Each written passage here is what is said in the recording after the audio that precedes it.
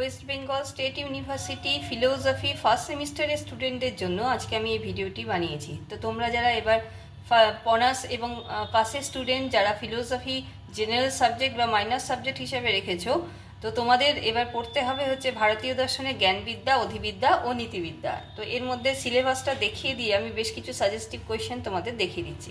তোমাদের পড়তে হবে যে ইউনিটগুলো, তার মধ্যে প্রথম ইউনিটে রয়েছে হচ্ছে ভারতীয় দর্শনের স্বরূপ, যার মধ্যে ঋত, ঋণ, শ্রেয়, প্রেয়, মোক্ষ এবং 4 ভাগ সুখবাদ আছে। এখান থেকে জেনারেলি 2 মার্কসের কোয়েশ্চেন আর 5 মার্কসের কোয়েশ্চেন আসে, বড় কোয়েশ্চেন খুব একটা আসে না। এরপরে রয়েছে 4 ভাগ দর্শন, তার মধ্যে পড়তে হবে প্রত্যক্ষ, অনুমান, শব্দ, স্বভাববাদ, ভূত চৈতন্যবাদ, এগুলো পড়তে হবে। এখান থেকে কিন্তু তোমরা 10 মার্কসের কোয়েশ্চেন পাবে। ন্যায় দর্শন, প্রমাণ, প্রত্যক্ষ, ব্যাপ্তি, অনুমান, উপমান, শব্দ, এগুলো রয়েছে। বৈশেষিক রয়েছে, যার আন্ডারে সামান্য, বিশেষ, সমবায়, এই অভাব, এই 4টে খুব মন দিয়ে পড়তে হবে। দ্রব্য, গুণ, কর্ম, এগুলো থেকে শর্ট কোয়েশ্চেন 2 মার্কসের কোয়েশ্চেন আসে। আর রয়েছে বেদান্ত দর্শন। বেদান্ত দর্শন হচ্ছে ব্রহ্মের স্বরূপ, মায়া, ব্রহ্ম ও জীবের সম্বন্ধ।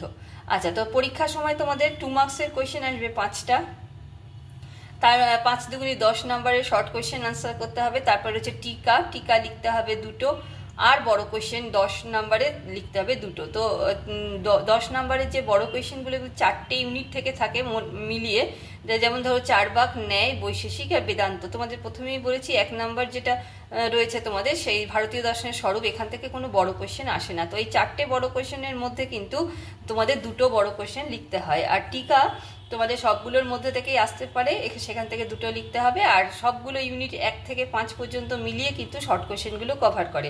তো এবার বেশ কিছু তোমাদের 10 মার্কসের কোয়েশ্চেন দেখিয়ে দিই। এবার তোমরা যারা পরীক্ষা দেবে 2025-26-এর ব্যাচ, তো প্রথমে রেডি করবে অনুমান, যথার্থ জ্ঞানের উৎস নয়, যে যুক্তি দিয়ে আলোচনা করো। অনুমান প্রামাণ্য খণ্ডনে 4 ভাগদের যুক্তিগুলি লেখো। তারপর 4 ভাগ দেহাত্মবাদ বা চৈতন্য বিশিষ্ট দেহই আত্মা বা ভূত চৈতন্যবাদ, যাই বলো না কেন ঘুরিয়ে আসতে পারে। তো এই কোশ্চেনটা এভাবে আসতে পারে। 4 ভাগ জড়বাদ, এই 3টে আমি 4 ভাগ দর্শন থেকে দিয়েছি। এরপর ন্যায় থেকে দেখো, ন্যায় মতে প্রত্যক্ষের সংজ্ঞা দাও, উদাহরণসহ নির্বিকল্পক ও সবিকল্পক প্রত্যক্ষের পার্থক্য লেখো, এটা কিন্তু 5এও আসতে পারে।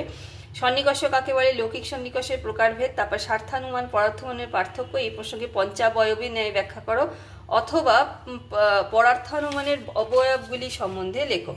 এই পর্যন্ত হয়ে গেল ন্যায়। এবার হচ্ছে বৈশেষিক। বৈশেষিক থেকে পড়বে অভাব পদার্থটি বা সপ্তম পদার্থটির নাম কি, এটি কিভাবে জানা যায়, বা অভাবের স্বরূপ ব্যাখ্যা করো। তারপরে পড়বে সমবায় পদার্থ। বৈশেষিক মতে সমবায় সংযোগের মধ্যে পার্থক্য, বৈশেষিক মতে হচ্ছে বিশেষ পদার্থ। এই কয়টা বৈশেষিক থেকে পড়ে নেবে। এবারে ন্যায় থেকে একটা কোয়েশ্চেন আমি দিতে ভুলে গেছিলাম, সেটা দিয়ে দিয়েছি। ন্যায় মতে ব্যাপ্তির লক্ষণ দাও, ব্যক্তিজ্ঞান কিভাবে লাভ করা যায় বা ব্যক্তিকে কিভাবে জানা যায়, এটা ন্যায়ের মধ্যে থেকে পড়ে নেবে।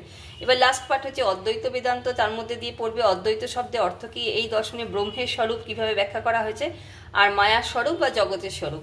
তো এটা অনেক সময় মায়ার স্বরূপটা কিন্তু 5 মার্কসের কোয়েশ্চেন আসে।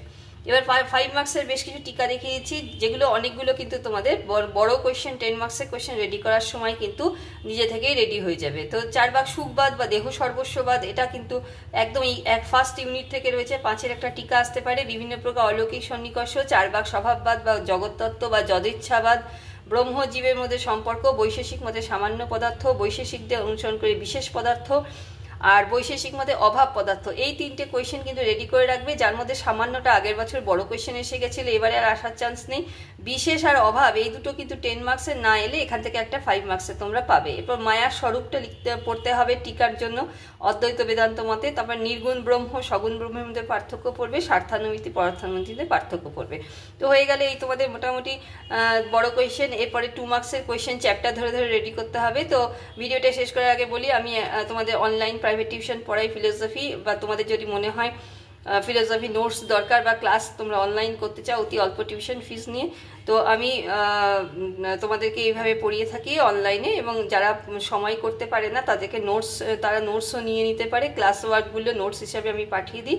তো যাই হোক, 8697036324 আমার হোয়াটসঅ্যাপ নাম্বার, এই নাম্বারে আমার সঙ্গে যোগাযোগ করো যদি তোমাদের নোটস সম্বন্ধীয় কিছু জানার থাকে।